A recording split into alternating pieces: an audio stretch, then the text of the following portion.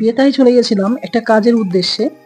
আর সেই কাজে থেকে ফেরার পথে আমি হঠাৎই দেখতে পেলাম যে বেতাই কলেজে একটা বার্ষিক ক্রীড়া প্রতিযোগিতার অনুষ্ঠান হচ্ছে। আর সেখানে যেতে না যেতেই আমার সঙ্গে পরিচয় হয়ে গেল একটা নতুন একটা ইউটিউবারের সঙ্গে। বেতাই বাড়ি ওর, ওর নাম শুভ।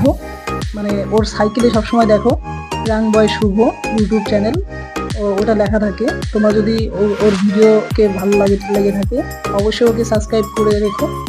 আর ওর সঙ্গে পরিচয় হয়ে ভালোই লাগলো। ওর বাড়ি হচ্ছে বেতাই দেবনাথপুর।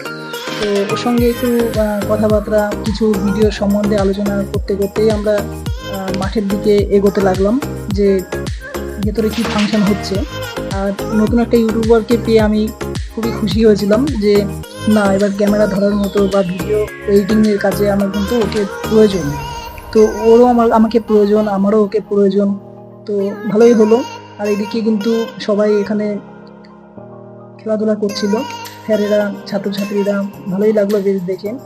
তারপর আমরা এই মানে হাসি ঠাট্টার মধ্যে দিয়ে কিছু চেয়ার খেলা হচ্ছিল, সেইগুলো আমরা দেখতে পেয়ে বেশ ভালোই লাগলো। যাই হোক, আমরা তারপরে চলে গেছিলাম বেতাই কলেজের দিকে, মানে কলেজ প্রিন্সেসের দিকে।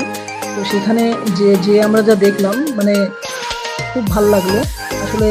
কলেজের যে দৃশ্য, আর মানে আমার 8-4টে কলেজের মতো না, সেখানে যে কলেজের যে পারিপার্শ্বিক যে অবস্থা সেটা কিন্তু খুবই ভালো। মানে কলেজের ভিতরটা খুব পরিষ্কার ছিল, দেখে খুব ভালো লাগলো, পরিষ্কার পরিচ্ছন্ন। তো আমার এই ভিডিওটা কেমন লাগলো অবশ্যই কমেন্টের মাধ্যমে তোমরা জানিও, লাইক কমেন্টের মাধ্যমে। তো ধন্যবাদ।